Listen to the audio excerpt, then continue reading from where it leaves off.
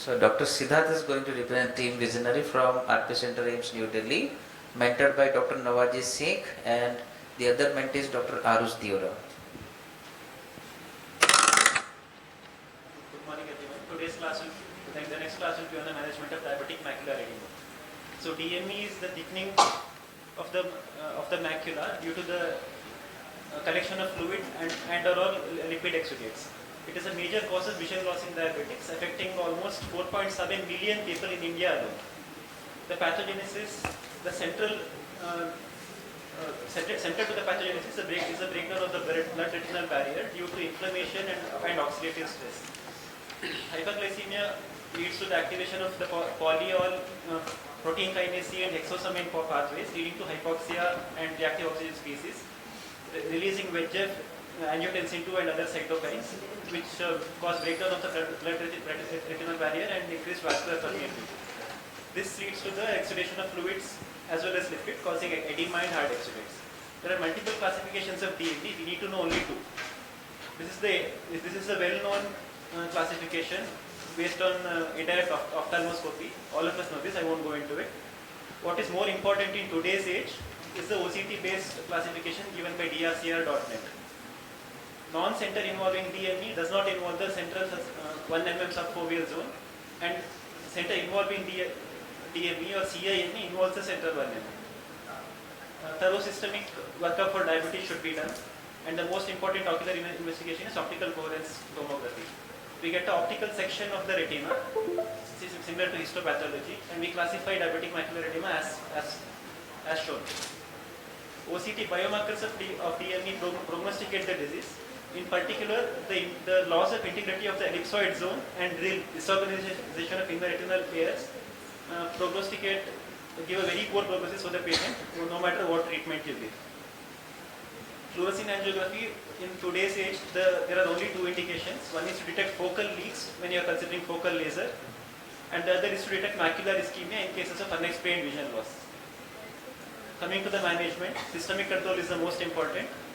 And as for ocular, a good surgeon knows when to operate, but a great surgeon knows when not to. Protocol V of DRCR.net says that in good vision, more than 20 by 25, no matter what the clinical appearance and no matter what the investigations, do not treat. These are the various anti-VEGFs we know and their respective trials. Please go back and study. Protocol T in particular states that bevacizumab, ranibizumab and aflibercept are equally efficacious if the visual acuity is better than 20/50. If it is worse than 20/50, aflibercept may be slightly better than Avastin, but not ranibizumab. This is my most important slide. Vision more than 6/9, near vision more than 6/8, N8, do nothing. If the near vision falls below N8, consider anti-VEGF. Vision falls below 6/9, give anti-VEGF. Anyone as the patient is affording. Vision falls below 6/24, consider aflibercept or newer anti-VEGFs. Using any one of these regimens. Steroids, intravitreal steroids are also a good option, especially in pseudopeaks and vitrectomized eyes, and in cases where anti-VEGFs have failed. Focal laser has a role only in paracentral macular edema, non-center involving macular edema with focal leaks. Subthreshold micropulse laser is a newer modality which is supposed to cause less damage. Studies are still undergoing. If nothing works, surgery. प्यार से बात करने से नहीं हुआ तो चाकू लाओ. So tractional DME is an indication for vitrectomy, even without other bleeds or other more severe conditions. There are many new advances coming up. So newer anti-VEGFs like rolizumab and faricimab, sustained-release implants, targeting angiopoietin and mTOR pathways, and role of phenofibrates. I conclude my talk. Thank you. A very huge topic, sir. So I didn't understand much because there were too many things that were covered, and I'm not a retina specialist, I'm still studying. Just one thing I had to ask you, that when you said that vision is better than 6/9, do nothing. So I think my role as an ophthalmologist doesn't end at just looking at the vision 6/9 and do nothing for the CME. But obviously it's not do nothing, it's observe and reinforce diabetic control to the patient. It's never do Systemic nothing. control of diabetes is a Yes, but must in all you said do patients. nothing. So I'm going to take what you taught me and do nothing. I'll just have to go home. Yes, ma'am. I also mentioned that systemic control is the most important and must in all patients. But ocular intervention as such, No, I get what you mean. I'm just saying that I wish that you could have rephrased that better. I mean, jokes apart, that's what I meant. Another non-retina specialist question. What is the usual systemic contraindication for anti-VEGF injections?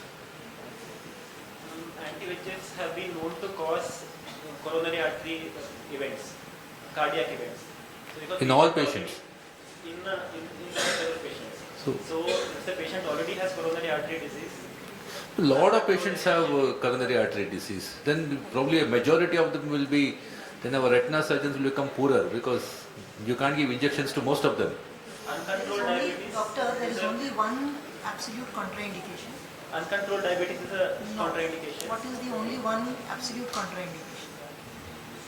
It could be teratogenic, so pregnancy is the only one contraindication.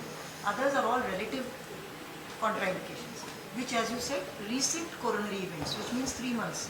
In the last 3 to 6 months, if there are cardiovascular or cerebrovascular events, you could consider avoiding, but it's not an absolute contraindication. Severe nephropathy is a relative contraindication. Again, you check with the nephrologist if you can give. Or if there is traction which can worsen with an antibiotic, there you would prefer to give a steroid. Because traction, if there is already there, it could worsen. But these are all relative contraindications. Pregnancy is the only absolute contraindication. Okay, thank you. TDU. Okay.